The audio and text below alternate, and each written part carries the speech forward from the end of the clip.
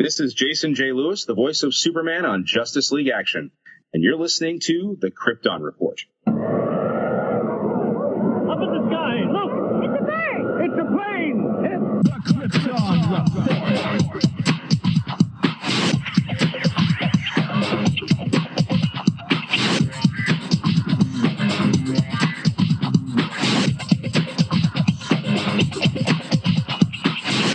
Welcome to the Krypton Report podcast, presented by the Southgate Media Group. The All Things Kryptonian podcast, including Superman and Supergirl. We discuss games, movies, cartoons, TV shows, and comics. Krypton Report Pod can be found on Facebook, Twitter, Skype, YouTube, and Instagram.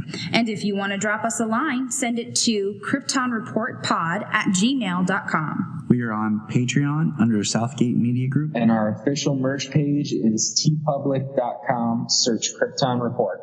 Now on with the show. Welcome to the Krypton Report special, where James and I continue our comic reviews. James and I, we like to kind of build up a little bit of a collection for the Action Comics and Superman, Man of Steel. And we just, we like to get down and talk about them when we have a little bit more story to talk about than just the individual issues.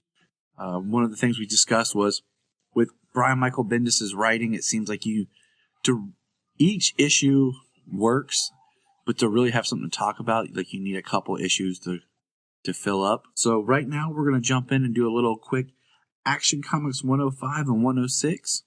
So let's pop them out. All right. You will hear Open my... James and I both, when it comes to comics, I'm very much a physical comic person. Digital comics I usually purchase when they're old and I can't find what I'm looking for anywhere. And something special. Or they go on a really good sale on Comixology. Yeah, that sometimes is my downfall. I think I got Superman for All Seasons, which we'll be reviewing this year as each season comes around. I think I got it for $6 or something like that. Yeah, usually $5.99. And I was like, man, I can't pass this up. It was too cheap. Yeah. I'm gonna have to go buy that one at the store. Go get me that and trade. I want it in trade, and they just released a special edition last year, like a new Ford. And I had that when I was going to buy it. It was like $20-some, but then I was like, $6. I was like, $6. I was like, my wife won't kill me over $6. Yeah, right. Yeah, that's always a good thought before you go spending money. Take it marital advice right here, guys. All right. So hey, in a marriage, advice, good advice is always something to listen to. And that's just a preview for James and I's updated new podcast that we will be starting. Marital advice from Geek Guys. Right. It'll be for both the male and the female. So feel free to subscribe. Right. So we're going to dig into Action Comics 105, Red Cloud Revealed. First page, we're getting into the Brian Michael Bendis has every issue of Action starts with somebody's desk. And it's always fun to kind of figure out, like, oh, whose desk are we at now? And just at a glance, whose desk do you think we're at?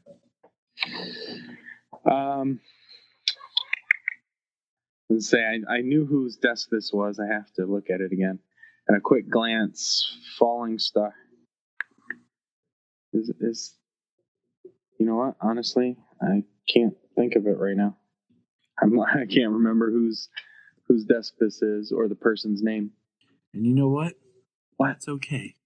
Because we're not perfect, James. We're not perfect. But, so we're looking at it, okay? It says, find Amanda Waller's contact info. And I got distracted by children. I got 4 kids here tonight. Told the girls to go upstairs and be quiet. Sorry. Hey, there's no need to be sorry. They didn't leave you alone. I said, I'm talking. Go upstairs. Go play. Talking comics, man. Here I am. What's the line in Raw Rats? Here I am talking comics, and you want to talk about chicks? What kind of man are you? Right? I haven't seen that one in a while. Yeah, I haven't watched it in a while either, but it was always, you had some great lines. I just love Jason Lee. I've been in the mood to watch My Name is Earl. But it says, call Ray Palmer back. Who is Red Cloud? It looks like it says, take the red eye. And we're like, okay. So we turn the page. Oh, before we turn the page, hold on. Do you see on the computer desk where it says Siegel search? Yes. It says girl named Naomi called. Batman's weaknesses. So this is really fun. You know, like the kind of stuff that they put on here. So we turn the page, and now we're in a bar. Did we determine whose desk this was? We're getting there. Oh, okay.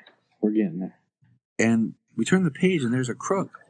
And he's got the hero dialer. What did you think about that? What, that anybody can be a superhero? Yeah, like, I felt like, hey, I felt a little hurt. Like, this is all it takes. Like, I want to be a hero. Right? Like, that's pretty easy. Yeah, he ain't got no skill. But, so he's got the hero dialer, and he's basically trying to sell it to someone connected to Red Cloud. But that crap doesn't go down well, because over the next couple pages, he gets beat up and shot, and then the person that's there looks like Rorschach. Yes, it does. I mean, it's supposed to be the Question, but we know that Rorschach was kind of based off the Question, but this looks like Rorschach. I mean, this looks straight up like Rorschach. It really, really does. Just from the silhouette. And it just looks like his mask isn't moving. And that's it. But, well, as you flip a couple of pages, when Rorschach shows up, no, the Question shows up, and she tries to dial hero, and it doesn't work. So she's not happy. A lot of cussing going down. Man, this is like worse than a sailor. No offense to any sailors out there, but that's the expression. Yes, sir. You know, you never get the expression cussing like a dad with 4 kids, you know? So yeah, absolutely. It's nice though, the crime boss here, she says, "Do you know who my friends are?" Another good question. Now I have one for you too. Who is the Red Cloud? And then it reveals him. He almost looks to have a Rorschach mask. It's almost white, but it's plain white with just shadow across it. It's not the ink blot. Exactly. Look. Exactly. That's why I was like, huh? I actually did a double take because I was like, is Bendis trying to like tap into the Doomsday Clock stuff? But then I was like, wait, I'm pretty sure that's just a Question. So right. Yeah, the trench coat, the gloves, the hat, and it said like the mask, it almost looks like a plain white mask as opposed to like a blank face, which he's more often depicted with. So then we get the Daily Planet. Who is Red Cloud? In a world overrun with aliens, mutations, colorful characters of every walk of life, the last whispered in shadows of the teeming streets of Metropolis. And then that's Clark typing, who then gets interrupted. And so, looking at this page, do you find the last panel on the right-hand side to be a little off? Like with Clark taking off his glasses and sitting back? Yep. Cleaning them? Yep. Strike one, Bendis, in this book right here. Okay? Clark would never take his glasses off to clean them, revealing his face without them. Okay? Yeah. He would never do that. Nope, not publicly in front of people. I mean, the glasses is his disguise in the newsroom. So Clark gets a call from the new deputy chief of Metropolis Fire, Melody Moore. And Clark, answers. He's like, we have a mutual friend. And he's like, okay, mutual friend. She's like, yes. Hey. All right.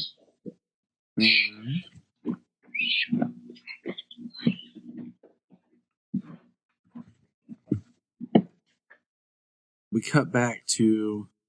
Do they have a name? Like I want to call them the Red Cloud Gang, but do they have another name? I'd have to go back and see, because I mean they're nameless. I forget what the name of the group is called. Kind of feel unprepared now. I thought I had it in my notes, but I don't. But anyways, we got the hero dialer, and it's inside the tank with that group. And then the next page is Chief Moore meeting Clark Kent. And Clark's just talking to her, he says, off the record. And so he's like, okay, I don't know. Clark just doesn't feel super Clarky to me. I don't know. Then we get, she's telling a story about being at a mayor's meeting, the Batman ball type thing. Yeah, the Diamond and Pearl Gala. Yep, and Wonder Woman's there, and she's telling Clark that the mayor of Metropolis seems like he's up to something suspicious. And yeah, he tells the chief to quit with the investigation into the fires. Basically what the first 3 issues or so was about. Yep. The fire of Action Comics, the fires that usually coincided with some kind of crime while Superman was busy doing that.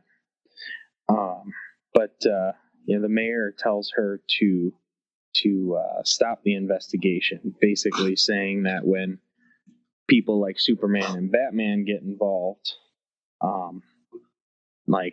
then the investigation has become tainted. Exactly. It's or at least using that as an excuse. Trying to discredit them. Mm-hmm. So Clark tells her, you did right to call me. And she walks off. Clark turns around, does his shirt rip, and starts to fly off. And he uses his X-ray vision to see the mayor laying in his office on the floor. And then... it's like he's passed out drunk with a bottle. Yep. And he's like... We get a shot of Clark's eyes, something. He's looking, and then the red cloud starts to go up his nose and then surround him and attack him. We got a really big splash page of just him standing there with the red cloud all around. Uses his super breath as he's fighting a red cloud. Then he takes off flying. I mean, what's neat is these pages are no dialogue. It's just pictures. Mm-hmm. And then Red Cloud starts to form and says, well, damn, I just went face to face with kids, the greatest of all time, and I live to tell the tale. I can chase off Superman. So Red Cloud's becoming human, and on the last page, we see who Red Cloud is. Robinson Good. Were you surprised? Were you shocked? Or did you even care? I was surprised because we had talked about the fact that not sure if it was 3 or 4, mm-hmm. Where Candy was killed by Red Cloud with her in the room, physically in the room. Mm-hmm. So seems like she can create more of a mist without becoming a full-bodied cloud. Yeah, I got some questions as we go on with it, but I mean, I don't know. I just was like, okay, new villain, just as new person shows up, like, big deal, like, I'm not impressed, like, I don't know. I would have liked it to be, it'd been more interesting almost if it had been Deputy Moore. Right. So I don't know. I just was not like, oh my gosh, that's so crazy. I was like, okay, so you invented a new villain, and you invented two new villains, Bendis. Yeah, the same person. So, I don't know. I mean, this was a, it's a good. This was a good book, a good read just for. I mean, like wherever the hero dialer comes from, that's that's something new to me. But it shows that with the question involved, that that Superman isn't the only one interested in who the Red Cloud is, and perhaps the people behind the organized crime. I mean, I don't think they've gotten that far yet. It doesn't seem like they've gotten that far yet. It's just they're looking for Red Cloud.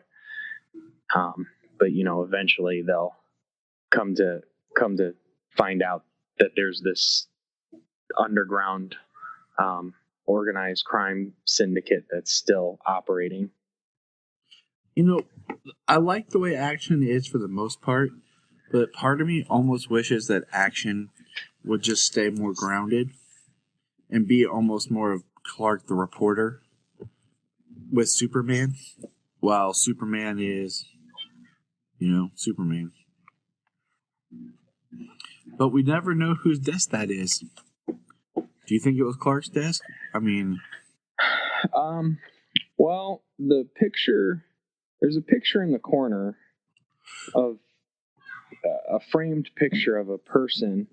And I mean, to me, the picture looks like maybe an older African-American male. So maybe it's Robinson's desk, because she's also a reporter. She's not like tabloid reporter or anything. Yeah. So, she's along the lines of an investigative journalist. So, well, actually, you know what? The coffee cup says Robinson. So, yeah, that's Robinson Good's desk. Were they trying to fool us, Bendis? Huh? Were you? Well, hopefully there's something in the pictures. I think there always has been. That would tell you whose desk that they're working on, that they're opening on. All right, so that leads us to Action Comics 106, which is going to open up with a new desk. Are you ready to venture into 106 and find out the new desk? Yes, let me slip this one out here.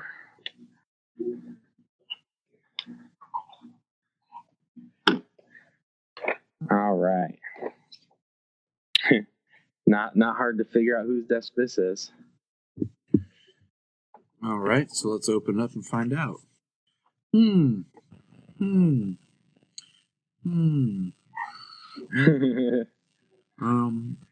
Sound like you're thinking hard there. Let's see, what does it say? Young Justice is back. Why? Any other cool stuff? Teen Beat. Hottest Men in Trunks. So the Trunks are back. We see Guardian, Batman and Superman. Martian Manhunter sex scandal. That's just creepy. Super Love Triangle. So yeah, this and I think she's got her own picture on her wallpaper there. So yeah, she does. So Trish Q, gossip columnist for the Daily Planet. It's Trish Q's desk. So I like that we're getting to see kind of like the Daily Planet, people at the same time. So it's just kind of expanding the world. So the next page is the mayor with a bunch of children who are all dressed up as different members of the Justice League. And he's trying to get out of it. And then we find out he's like a hypochondriac. He hates charity. He hates event. And then who shows up? Clark Kent. And, he kind of like ambushes the mayor. And it's just kind of funny because like he ambushes the mayor. He's trying to talk. And it looks like somebody, Clark steps on someone's foot. He's like, ow. He says, sorry. And then Clark gets the mayor kind of riled up with his questions. And they try to throw back in Clark's face the whole Lois thing. The Lois was seen when, at Lex Luthor.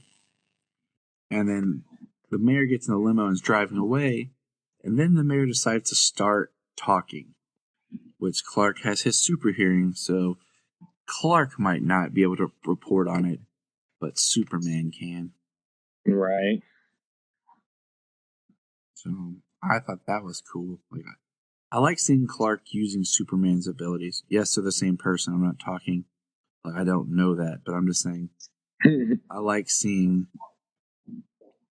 Well, it's nice, I mean, he's able to get the scoop that you wouldn't be able to get without his hearing and his X-ray vision and stuff, So, I mean, even if he can't particularly say, yeah, this person said this, it wasn't caught on the record.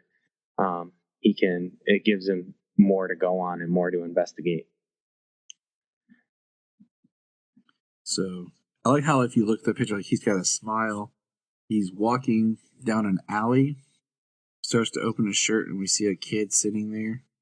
And like in the one panel, he kind of says, shh, don't tell, and takes off. And the kid's just looking up. He just saw Superman. I thought that was pretty cool.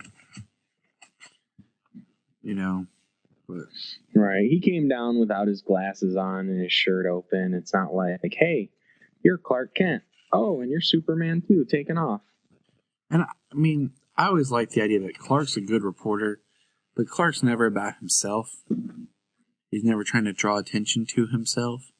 He does just enough to get by without being like, hey, we know who that guy is. Right. That's why I like to think that Clark developed that personality, over time. Like It wasn't like straight away just because you were told not to draw attention to yourself that you don't draw attention to yourself. I had this idea of like, wouldn't it be kind of neat if there was like a story where Batman goes to learn acting from like a renowned acting coach to create the character of Bruce Wayne, whereas Clark goes shortly later to the same coach to create the character of reporter Clark Kent. Like, certain acting techniques and stuff to make this version of yourself into a character. And what they kind of struggle and go through. So. Right. So we have Robinson with Perry White, and she's interacting with him, talking about, Red Cloud. And Kent shows up, talking to Jimmy. And Jimmy's just kind of talking a little bit, and Kent looks like he's not really paying attention. And Clark's looking at Good with his X-ray vision. And he doesn't see really anything. Right. Well, he obviously is suspicious. One, she had kryptonite at an earlier point. And then two, she's talking about the Red Cloud here. Mm-hmm.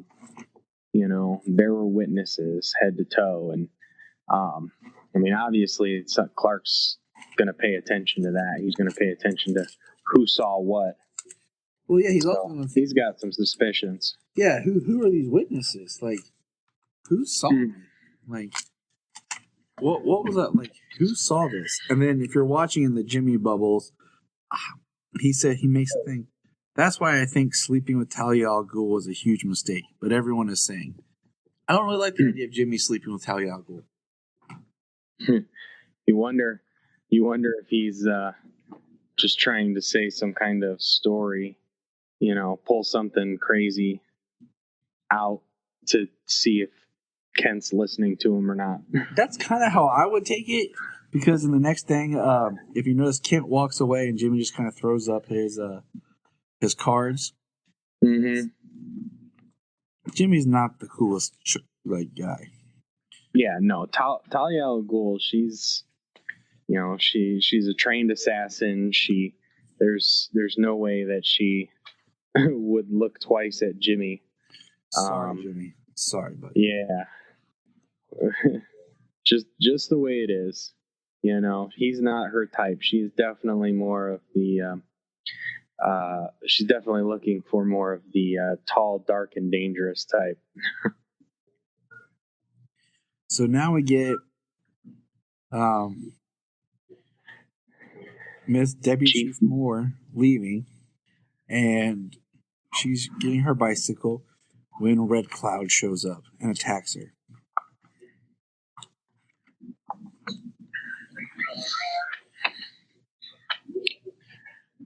And Superman uses a super breath to, get rid of Red Cloud to get her to go back. Yeah, she's choking her out, about to kill her, and Superman shows up. And I like this speech he gives, and I'm going to read it.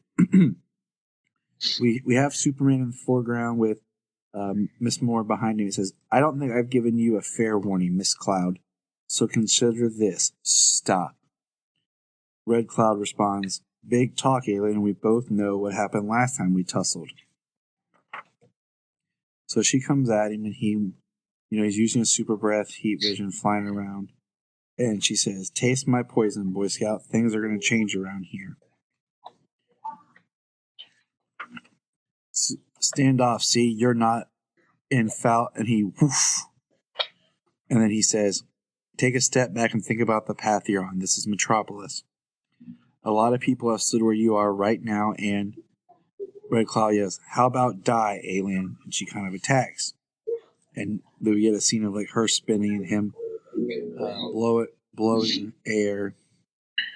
And yeah, I think she went on the attack, and he started doing a tornado move and blowing her around, just kind of dispersing her cloud a little bit. So this is straight up Superman right here. So James, I'll read Miss Moore's lines, and you can read Superman's. Okay? I'll be the character, Miss Moore. Okay. Can't you blow her up into space or something? No. Well, I could. She did try to kill me. Let's teach her to do better by example. Oh, beep! That. Sorry. You have an amazing gift. If you're stuck in the middle of something, it happens. I'll help you get out. If you need help, I will help you.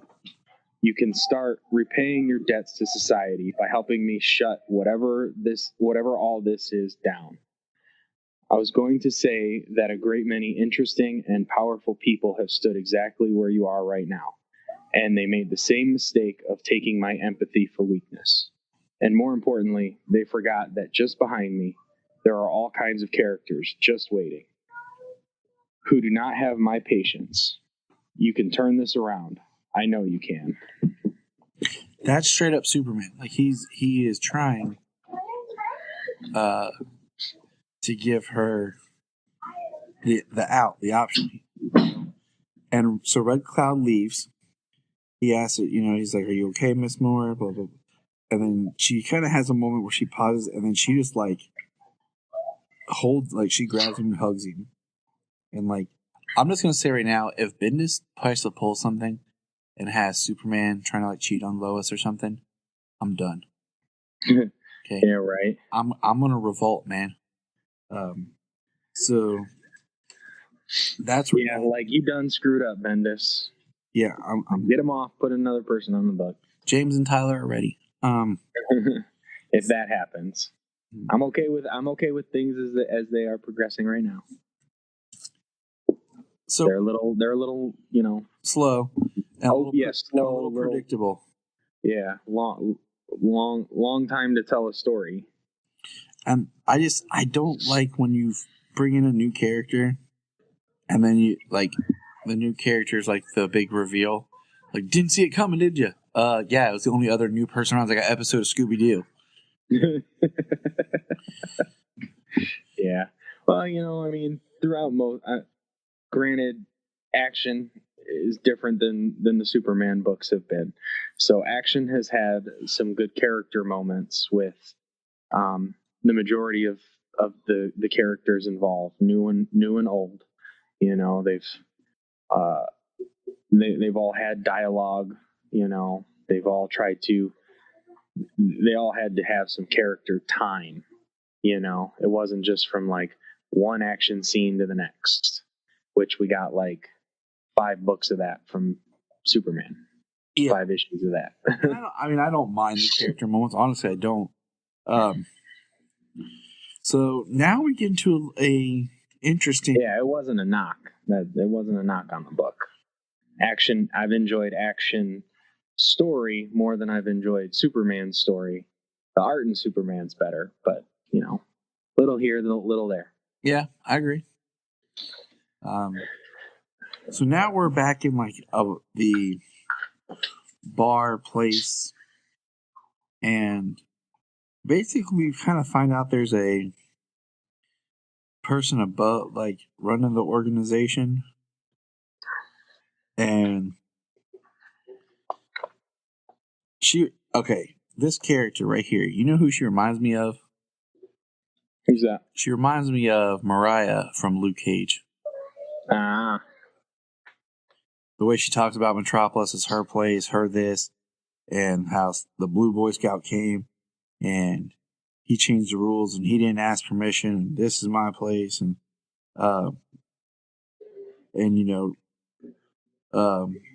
Robinson's like, did you know I could go toe to toe? And she's like, baby, maybe, I don't know. They're talking smack to Soups. But the interesting part she gives her a little history of her coming up from nothing, from suicide slums to running the organization. I think part of the interesting part here is, they all have their code names, and so she's got something spelled out on a pad, on like a tablet, to introduce herself while they're just having a conversation. It says, my name is Leon. Uh-huh.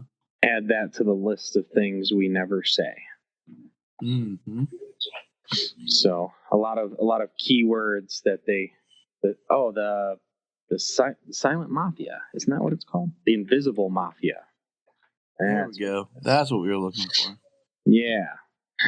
And then we find out that she just bought the Daily Planet, and she has the car that's on the cover of Action Comics #1 that Superman crashes into the Rock.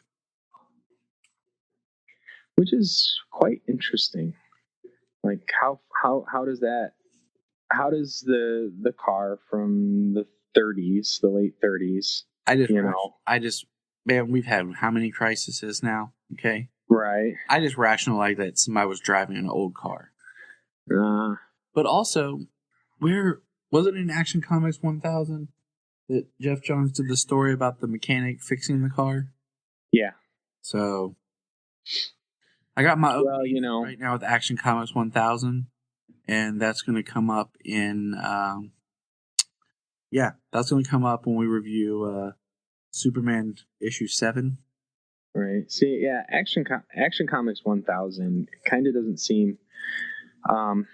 It's like, to me, it doesn't seem like it's like it's not connected. an issue to say it's connected to what came before, or the immediate story that's come before, or to launch the story that comes right after.